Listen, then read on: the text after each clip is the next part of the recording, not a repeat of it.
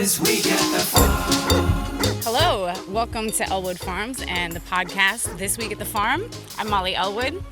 And I'm Jake Yap. I'm a veterinarian and smallholder. I am a second generation family farmer. We do a lot of homesteading. We have about 30 cows, 20 chickens, and 822 meat dogs. Wow. Also a pig named Darcy.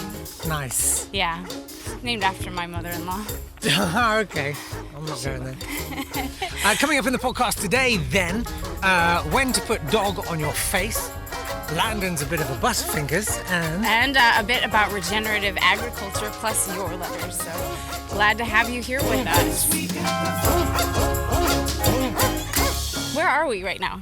Well, we're currently looking at some woodland that we're thinking of clearing, right? Right, yeah. So we just got a really big windfall from the insurance from our dog flu outbreak. Oh, yeah. And it's enough to buy some new land. We're going to clear the trees and we're going to have room for some more free-range Labradors. So Fantastic. But first we have to clear the land because, you know, as they say, any tree on a farm shows that there's a lazy farmer.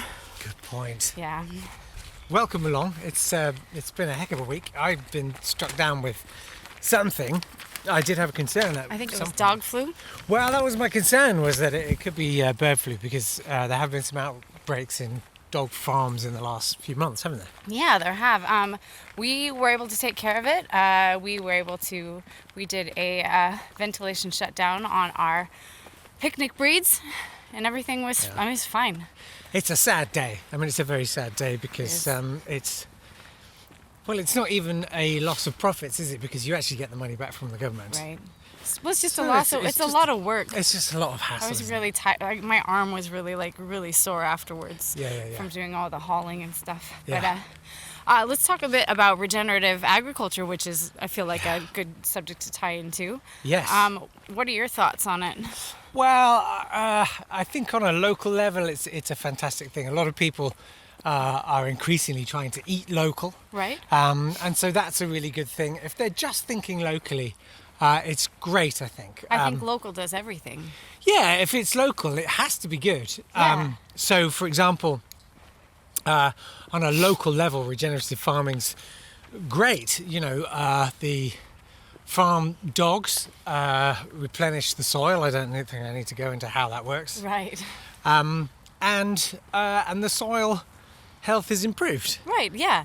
And it's all done locally. Yeah, which is great. Yeah. I mean, we do feed the dogs quite a lot of Amazonian soy. Yes. But I mean that's... But that's not but a local concern? I bought it locally. Okay, well that's from fine. my small business, the small farm supplier, so... Yeah, so there's talk of sort of class action lawsuits about desertification in the Amazonian basin and stuff like that, and I guess the soil's not perfect there, but here's the thing. Look right here. This is one of our pastures here. Can you show that everybody? Yeah, I mean, that's gorgeous, right? It's absolutely stunning. I mean, I don't see why you'd want trees. Yeah. I mean, pastures are just as beautiful. And and I'm going to say, don't believe everything you read. Because, you know, you might read something that says that actually the methane emissions vastly outstrip any positive effects. Oh my God, are you going to start doing some math? No, I'm just going to say don't believe everything you read. Okay, good. Because that would really help us out. So yeah, regenerative agriculture. That's one that, you know, we talk about it a lot on the farm. I use the hashtag a lot, and it works. It works. Yeah, well, great. So you noted it was pug tallow, but I don't know, do you know the difference between tallow and lard? I think you should as a vet. Well, see, this is where my expertise boils dry. So you, I know, have been doing quite a lot of stuff with tallow and or lard or something, putting it in various places. Tell me about it. So the difference is tallow comes from Labradors. Ah, okay. Lard comes from pugs, Frenchies, more fattier dogs. Right. Right. So when we use tallow, you take the fat from the dog. Yes. You cut it into small chunks. You boil it in water. What? That's it. Just boil it in water until it separates. The fat and the fat separates from the chunks. Like the connective tissue. Exactly. Yeah. And then once you strain it through a cheesecloth. Right. And then when you're done, you let that solidify, and now you can use that for candles, for skincare, for everything. You can cook with it. It's no toxins, no weird, you know exactly what's in it, but you have to make sure to store it in the fridge, otherwise it goes off. Okay. Yeah, So, rancid tallow's pretty awful. I want to unpack that. Yes. So I feel like as a candle, is it like a scented candle? Does it smell a little bacony? It has its own choppy? it has its own earthy scent, just like any tallow. From any animal, but we do a pug bacon candle. So we add the bacon to the lab fat, Yes. mix it together, and then we have with some bourbon as well, a nice warm bourbon. And you can buy that. We're already selling that on our website. But yeah, I've been thinking about getting into skincare because it's found that it will really reduce your outbreaks. It's better for wrinkles. Yeah, it's really good for you. Because you have great skin. Thanks. Yeah, I started using the lab tallow, I don't know, maybe a year ago, and I just feel glowy. I think that's what this glow is. Nice. That's really interesting, and I think that people are so worried about the kind of chemicals that they put on their skin, and particularly forever chemicals. Right. And clearly it's these are not forever chemicals. This is definitely not forever. And there's absolutely nothing else that you could put on your skin that is natural like this. I mean, like avocado. No, or coconut, or shea butter. Or anything. No. Everything. No. And this you know what the thing though is, Labrador tallow. It feels like a cloud. We whip it into this really just fluffy, like butter. Heaven, yes. Amazing. And then we scent it with lavender or coconut, or so I think we're going to sell that. We're also working on some lip balm. Right. For the men. Some, nice. I don't know, whiskey flavored. I don't know what makes something it. Masculine and sandalwoody. Yeah, cigar scented lip balm. Yeah, engine oil. Yeah. Something. That kind of mechanic smell. I love that smell. Yeah. Perhaps a little too much. Well, that's brilliant. Yeah. And well done for really embracing the sort of nose to tail aspect. I mean, that's one of the things too, is a lot of people get mad at the farm. We get messages from people who think that this is cruel and wrong, but when we use the entire animal. Yeah.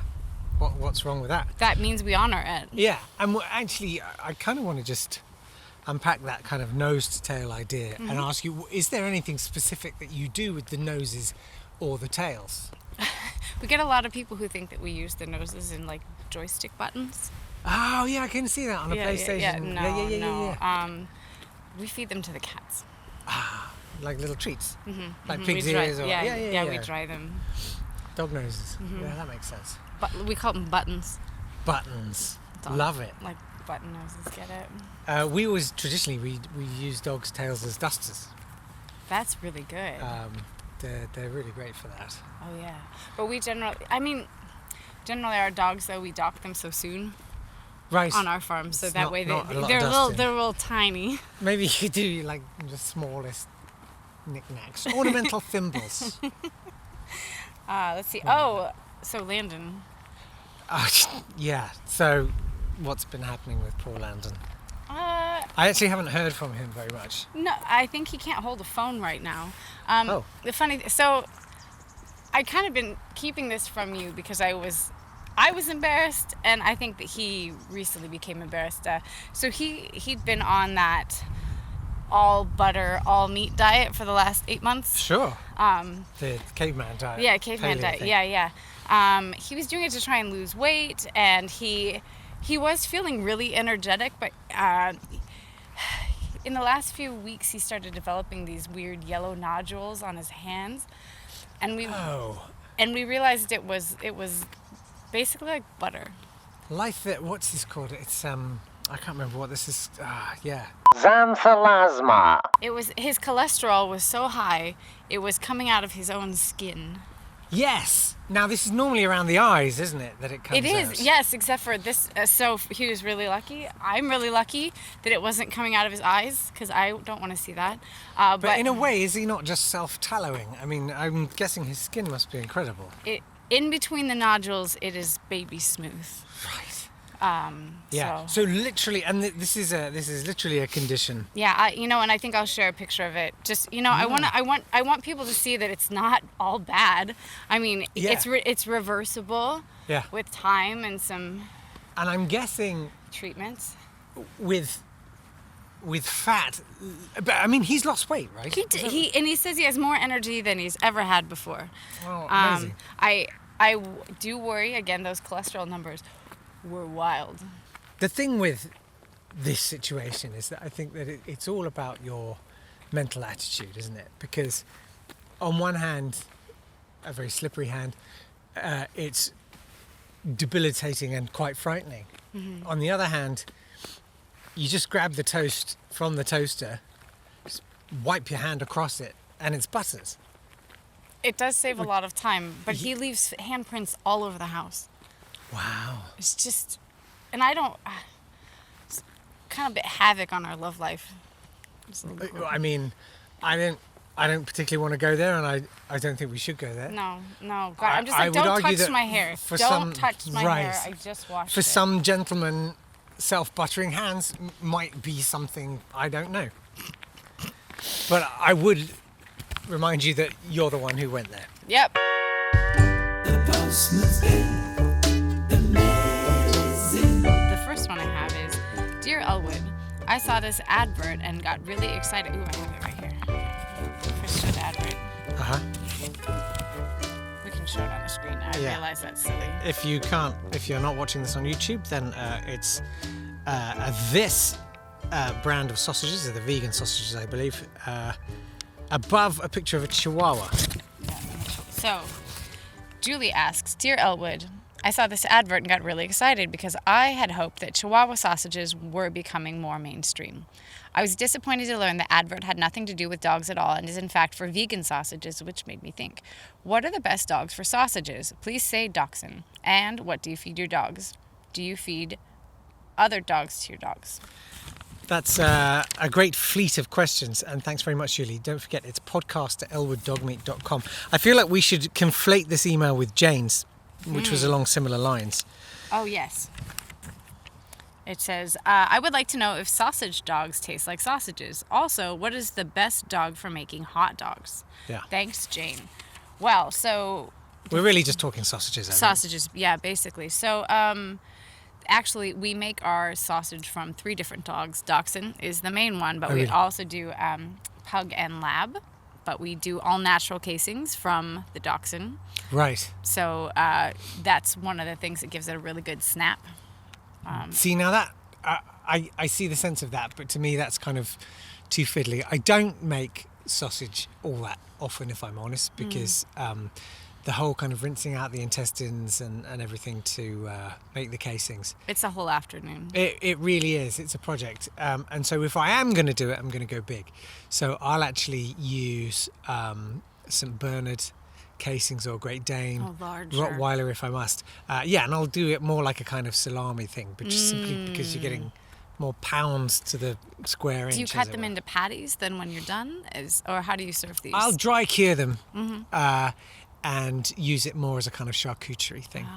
That's more... We call that barcuterie. Barcuterie, of course. Yeah. So yeah, the idea of kind of just workaday sausages, it's more of a...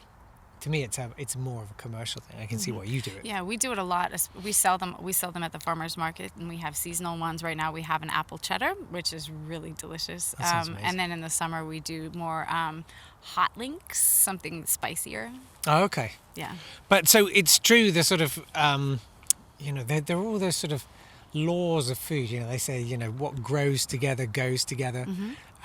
But you're literally saying that the dogs that most closely resemble a sausage actually do make the best sausage. To be honest, we did it first on a whim because we thought it was funny. Yeah. And then we found out this is pretty good. And we butchered a lot of different dogs to try different sausages. And we did a blind taste test, and then we were very surprised. The winner, Dachshund dinner. That's amazing. Yeah. Are there any dogs whose intestines make for bad casings? Because I imagine some of the more delicate breeds. Well, yeah, the smaller ones, obviously. You don't. I mean, unless you have a tweezer or you just want to Sure. put your kids on it for an afternoon, keep them busy. I do think poodle casings, they just break. Right. They just, I mean, you just put a finger through them as you're cooking, Yeah, and yeah. it's such a mess. Yeah. Finally, we ended up just stirring it in, and it's got little chewy bits in it, and we just made ground poodle. Yeah. All goes a bit generation gamey. Only people from the UK will know what the hell I'm talking about there. Sorry about that. Thank you for those. Just a reminder, podcast at elwooddogmeat.com Yes. is the email address. Do we have another one? I did have one, a little hate message. It's pretty long. I was Do it. wondering if I read the whole thing. I was thinking, if you happen to be listening to this and we want to, it can either be a drinking game or a puzzle, because the death threats go in a weird order. Like, I'm dead by line 2, but I'm drowning at the end. Okay. So, So, killing you once is not enough. no. Okay. It's all right. First name, should I swear? Should I say the swears? Duck. Not that one. Yeah, duck. Duck yourself. Email is lol@duckyou.com. How do you hear about us? A website of saying how ducked up you are and you're getting shut down. Message. I know this message isn't going to do shit or do anything at all, but you are so ducked up. This is so inhumane. They are domesticated. They are pets. They're not pets. They're livestock. You have every other animal in the world to slaughter, and you do the most kind animal. You are so ducked up.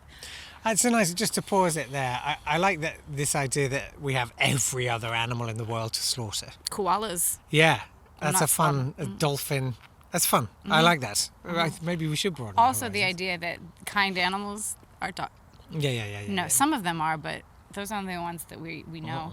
You are so ducked up. I hope you rot in hell. Is the duct working? Yeah. I'm Okay, enjoying the duck. okay. I hope you duck and get slaughtered and get beheaded. I hope you get your eyes gauged out. Gauged out. Gauged out. Ducking asshole. You have no right to be doing this to those animals. You're lucky I don't file a lawsuit against you, and I actually might consider it for cruelty to animals. With all your money. Go for it. Good luck. You are sick. I hope we're only halfway through it. Right. You are sick. I hope you ducking burn in the worst way possible. I hope you go to hell, and I hope you feel the burn forever. So right at this point, I'm dead. Okay. Like I'm in hell. I hope it hurts so bad. I hope the worst on you. I hope your grandma falls down the stairs. I hope your grandma breaks her neck. Wow. I hope your grandpa... This reads like Dr. Seuss now. It is. Can you give me some rhymes? I hope she dies. I hope she fries. I hope she... I hope your grandpa falls on his knees and can't walk no more. I hope you get into the worst car crash ever. I hope you don't make it to work the next day. I hope you don't even wake up. I literally hope you drown. I like that it's not that I hope you literally, it's I literally hope. I like that they're really getting into it now.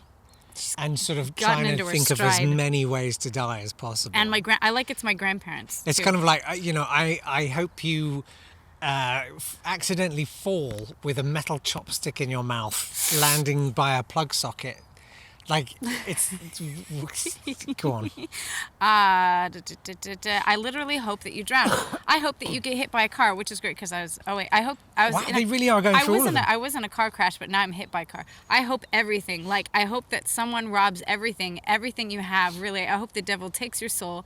I will put I'm a family farmer, just to remind you. This is a family. She wrote this to a family farm. I will put a curse on you. I'll do some ritual type shit, demonic type shit for your bitch ass. It's hard to read. We don't need type of people like you in the world. Duck you and your sick crew. I got something for all of you. A nice big lawsuit. Also animal cruelty and suing you for posting this stuff in the United States, which slaughtering animals is banned. Right. I'm outraged. They did not sign up for the newsletter. So That's nice. I don't know how soon we're going to be seeing the outcome of the ban of slaughtering all animals in the U.S. And but the lawsuit. but it's not going to happen very soon. It's got to go through the courts still. There's plenty of time to get hit by a car while simultaneously having a car crash, catching fire and drowning. I like how my grandmother died and broke her neck, but my grandfather just fell to his knees and couldn't get up. Yeah. He's just kneeling somewhere going, ah! Yeah. But you have to understand, that lack of dignity for a man is worse than death. Right, I get it. You know, I totally this is get the it. patriarchy, and I that's get how that. that works. Well, So, I want to know what these vegans think we're supposed to do. Sure. Just, are we going to let them all go? Yeah, the place will be overrun. I think it's fun. If anyone has any other suggestions for fruity and exciting ways to die, they're very welcome. Yeah, you'll have to, preferably through email. I think if you comment them, you might get banned from Facebook. But if you're creative and you're using the word duck or similar words, Yeah. Exactly. I think we've had all of the kind of vanilla death threats now, all of the death wishes, drowning, fire, explosions. Yeah. So My children have been wished dead so many times. yeah. So I'm gonna say, what you got? You know, to step it up. I'd like to come up with the most elaborate methods of our demise Right. you can think of. And I also think, again, if you would like to comment them on social media, but you'll have to be very creative there. Anything that I see hidden, I will totally unhide so everyone can see it. Yeah. And we'll pin the best one. Yeah, absolutely. This. I feel like this is a new strand for the podcast. I like This this. is a death threat of the week.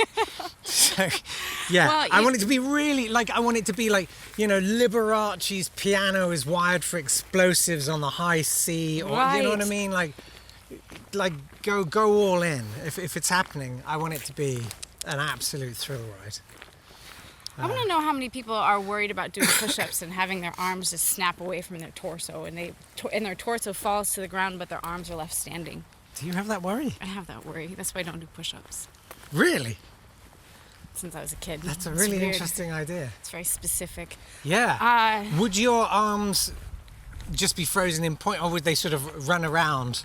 They'd be frozen, Like but chickens. they would stand up for a few moments after my torso hits the ground, and then they'll Yeah. fall over in a really unceremonious fashion.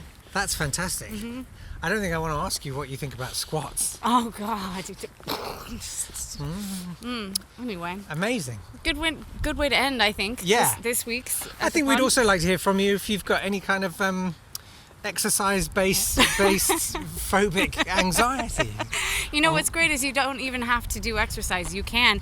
I think that if you tried the butter, all dog meat, all dog butter diet, don't do it for 8 months like Landon did. No. Just do it for 6 months, 4 Yeah, months. yeah, You could yeah. lose weight, no exercise, it'll be great. Yeah, absolutely. Fine. I totally approve this, and I stand by it, and you can... Yeah. You are a doctor. Do you recommend?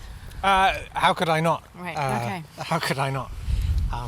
All right. You want to wrap it up? I probably, yeah, absolutely. All right. I'm the imagery I'm left with is the end of Rumpelstiltskin. Do you know how that actually ends? Oh the yeah, he original story? stomps his foot into the ground, and then it just absorbs his foot, and he turns to... Or he shatters himself, or... No, you're right. He stomps his foot into the floor, Yes. and it gets stuck. And he's so furious, he grabs his other leg and rips himself in half. God, I've been mad like that before. Yeah. I think yeah. those are the people who call me. They've just done that to themselves. Yeah.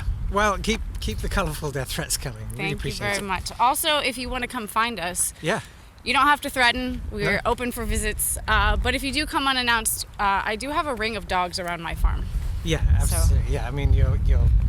I'm safe. Good luck. Yeah. All right, that's it. Do subscribe if you haven't. Do tell your friends if you haven't. If you want to have a little extra something, why not consider joining us on Patreon? Yes. It's patreon.com/Elwood Farms, where we have voice notes from the farm, featuring, the next one's going to feature a knock-knock joke, which I'm quite pleased with. I haven't listened to that one yet. No, I yeah. left you on red. Sorry. I'm excited. All right. All right. Thanks take care, very much. everybody. Bye. Bye. This week at the farm.